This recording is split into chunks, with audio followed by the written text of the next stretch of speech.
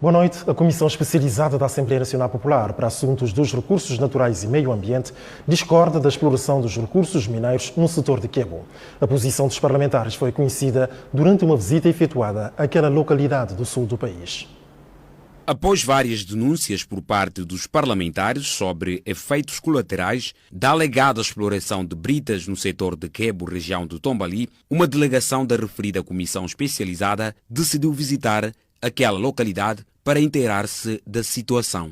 Após um périplo, as duas pedreiras pertencentes às empresas internacionais, Aresc e Bistein, Paulo Bojan lamenta a forma como os recursos mineiros estão a ser explorados nessas duas localidades, escassos quilómetros das habitações. Como disse, é lamentável e prejudicial tanto para a atual, assim como para a geração vindoura. O deputado Paulo Bojan garante ainda que a comissão que lidera vai produzir um relatório no qual vai propor ao plenário parlamentar uma visão profunda na exploração dos recursos mineiros no sentido de promover uma extração racional das minas. A população local diz que não beneficia de nada da exploração de britas. Como consequência, as atividades de extração já estão a criar impactos negativos nas suas vidas. Prova disso, muitas habitações já foram atingidas. Essas fendas, como podem ser vistas, são os danos visíveis, sem contar com as dificuldades que a exploração da brita provoca na saúde comunitária, sobretudo nas grávidas. Segundo as informações apuradas junto à administração local, a maioria dos recursos explorados nessas localidades vai para o mercado estrangeiro e as duas empresas responsáveis pela exploração e comercialização das minas pagam semestralmente só um valor simbólico de 900 mil francos CFA. Administrador do setor de Quebo lamenta avançado estado de degradação das infraestruturas rodoviárias. O dirigente fez menção à via que liga Saltinho-Catió. Administrador do setor de Quebo afirma que a exploração de britas nesse setor não está a beneficiar a população local. Cunha Teyata aponta a construção da estrada de Catió como o maior motivo de degradação acelerada desse troço. Jata diz ainda que é lamentável assistir à exploração dos recursos naturais numa determinada zona em que a população local não beneficia de nada. Segundo ele, é urgente elaborar um projeto de desenvolvimento voltado à comunidade. Sobre alegado surgimento das novas pedreiras nesse setor, o administrador diz desconhecer, afirmando, por outro lado, que só estavam a funcionar a Bistein e a Aresc, cujas atividades foram suspensas por um motivo não revelado. Como podem ver nas imagens, assim ficou as duas localidades de extração de minas. O presidente do Supremo Tribunal de Justiça procedeu à entrega de uma viatura dupla cabina. A mesma destina-se ao funcionamento do tribunal no setor de Bissorão.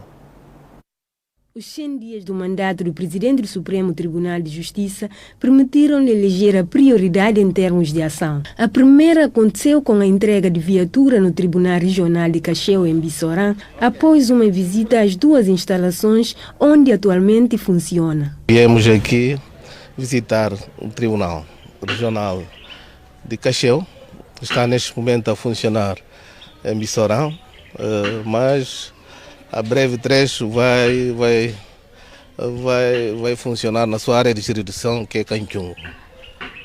Aproveitamos esta oportunidade para fazer a entrega de uma viatura adquirida através de apoio do governo e com bons ofícios da Sua Excelência, Sr. Presidente da República.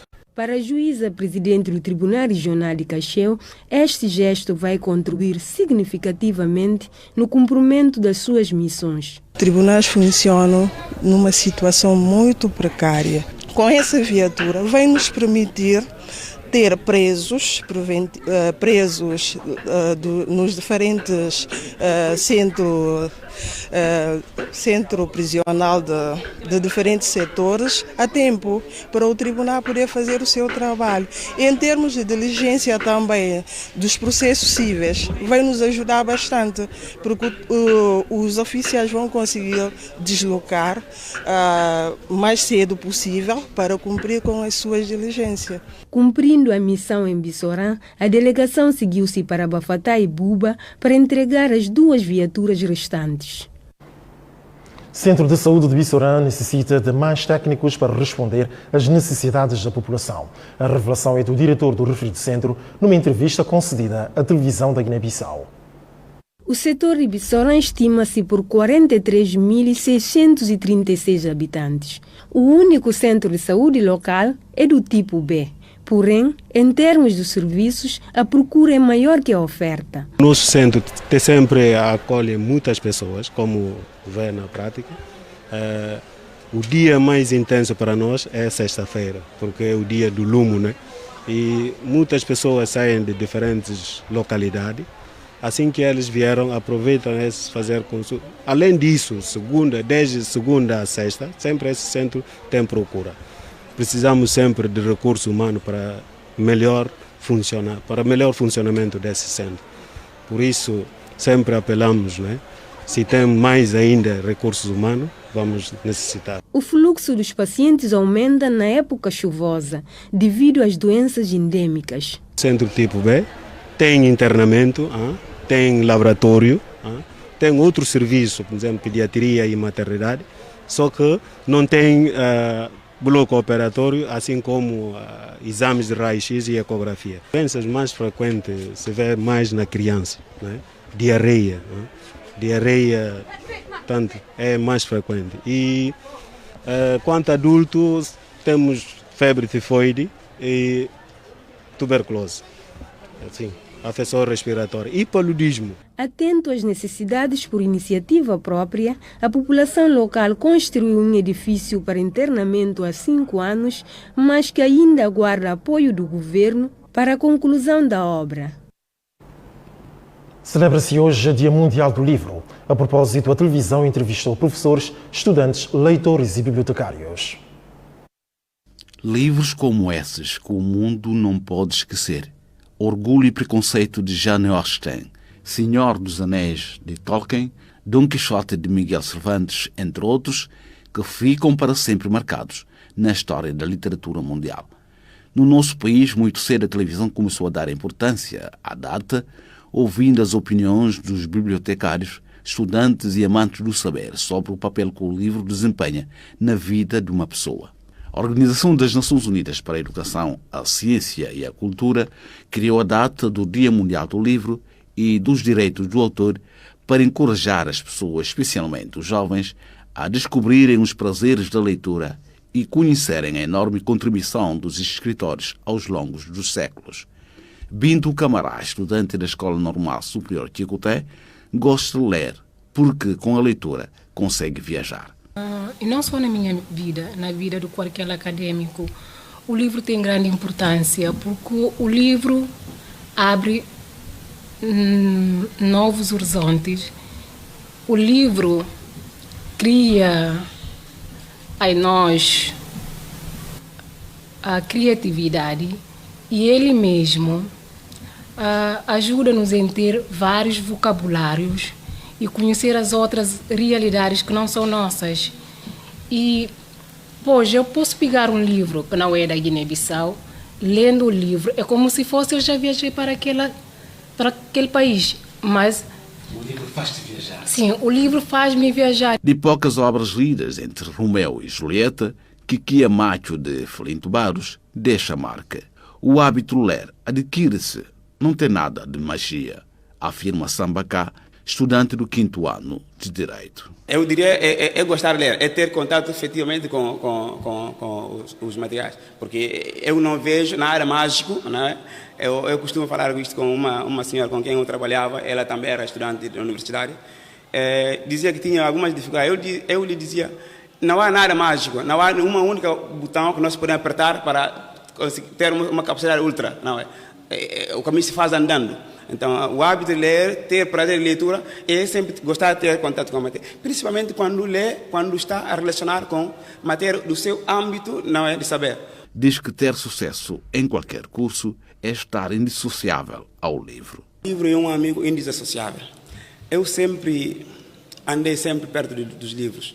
É verdade que a minha entrada à Faculdade de Direito de Bissau, de certa forma, mesmo não sendo por iniciativa própria, há uma exigência de ter contatos com os livros. Mas a grande verdade é que eu já vinha andando, sempre fazendo amizade com os livros. O professor universitário Inkeni Natanda aceita partilhar a sua experiência de longos anos de ensino, isso graças à leitura e do estudo aturado. Eu creio que uma das melhores propostas pedagógicas que a universidade e as escolas deveriam adotar é o maior incentivo ao estudante, portanto, o amor pela leitura. Binto concorda que os jovens estudantes leem pouco, mas justifica que andam mais focados nos apontamentos ligados ao curso. A escolha da data do Dia Mundial do Livro ocorreu em 1995, em Paris, durante o 28º Congresso Geral da Unesco.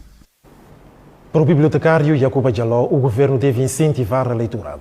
Tal passa pela criação de mais bibliotecas, mesmo as comunitárias. Em termos técnicos, o bibliotecário acha que o governo deve facilitar na promoção do livro. Conselharia ainda em primeiro lugar o governo, a quem compete de facto fazer a promoção do livro.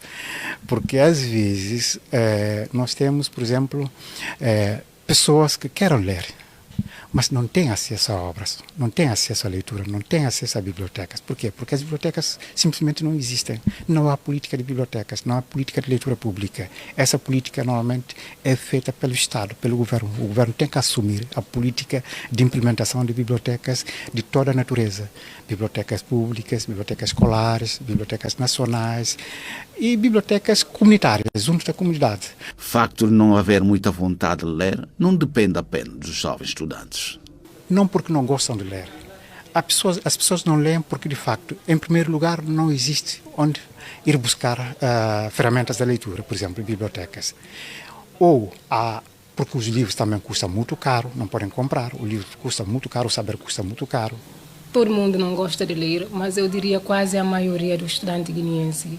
E nós estamos mais focados a ler os nossos apontamentos e não os próprios livros para ter mais conhecimentos. Eu estou nessa senda. Agradeço ao meu professor que está me encaminhar pela essa senda de leituras, que é o professor da língua portuguesa. Mas o estudante guineense está mais focalizado aos apontamentos. E apela para que os escritores guineenses facultam livros para as bibliotecas públicas. Sambacá confirma que ultimamente tem focado mais no seu estudo, mas não lhe tira a vontade de repescar alguns romances. Tinha de Antônio da Costa. Antônio da Costa, não é? Sim. Não, por acaso não li tudo. E também Edson, embora era o meu vizinho, também tive contato com algumas obras dele. Então, eu sempre senti que é importante, é impressionante efetivamente ter livro como sendo um amigo. Como eu disse no início, o livro é um amigo indissociável. Eu não consigo hoje andar separado com... Ainda sem acesso aos livros de vários escritores guineenses, Binto lembra de alguns nomes. Eu conheço Tony da Costa, conheço assim pessoalmente. Os outros só... O livro Ntim, não é? Ntim, sim, conheço. Não conheces do Islã? Não. Já leu alguma obra do Islã? Li assim, mas não é uma leitura rigorosa. E fica o convite para o estudante, assim como para qualquer um que quer conhecer as obras de alguns escritores guineenses, sobretudo os romancistas.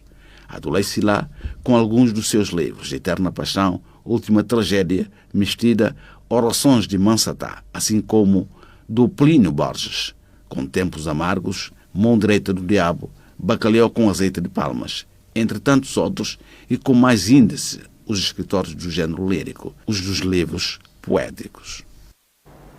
Balé Nacional participou no Festival Internacional da Índia. O diretor executivo do mais antigo grupo cultural da Guiné-Bissau considera de positiva a participação.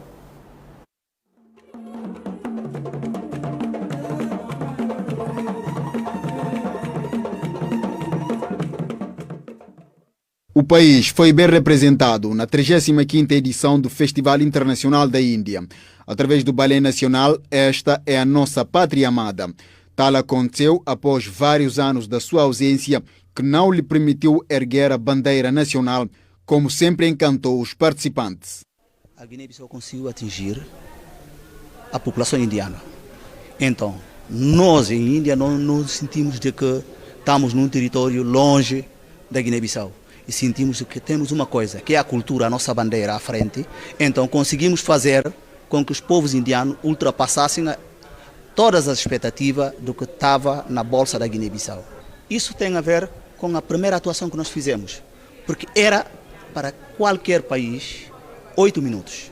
E nós, na primeira atuação, conseguimos fazer 8 minutos a sério. E esses 8 minutos multiplicou para 15. E 15 na cada palco que nós fizemos a atuação. Então fomos fazer 2 atuações por dia. Durante toda esta dia, durante esses 14 dias na Índia, fizemos 20 dias.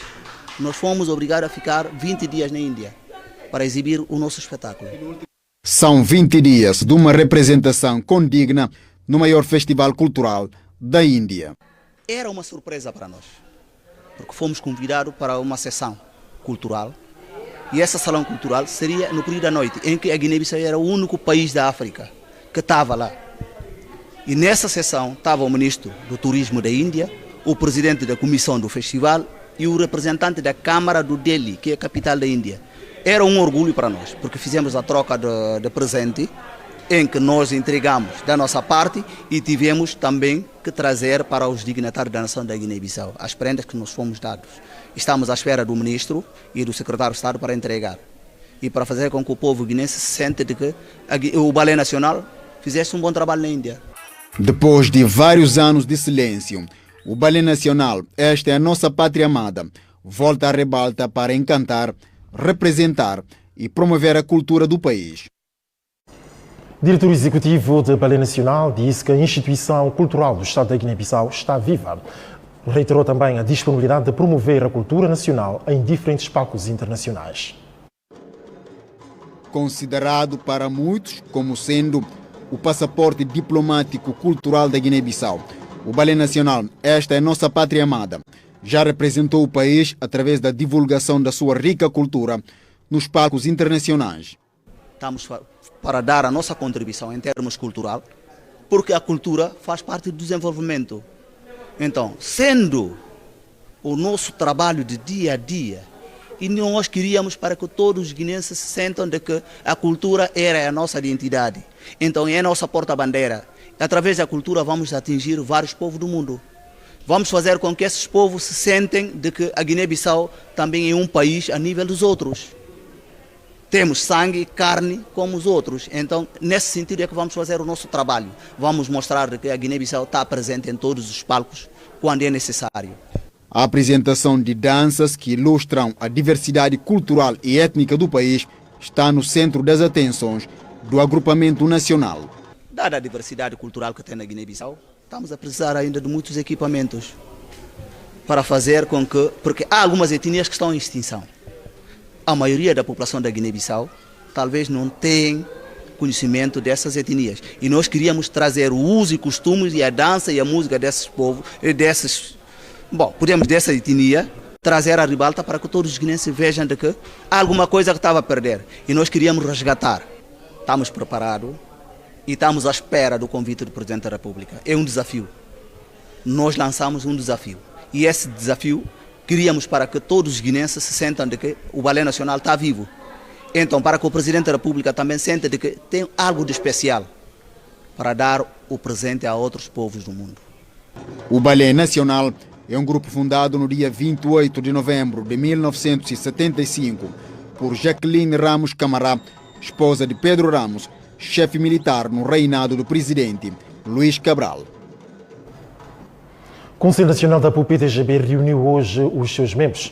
A abertura foi dirigida pelo presidente dos apoiantes, Nuno Gomes Nambião. Mais de 250 membros da Assembleia do Povo Unido, Partido Democrático da Guiné-Bissau, a PUP-TGB, estão reunidos no Conselho Nacional para analisar a situação política interna do partido e tomada de medidas disciplinares para garantir a unidade e coesão do partido. Analisar a situação interna do partido,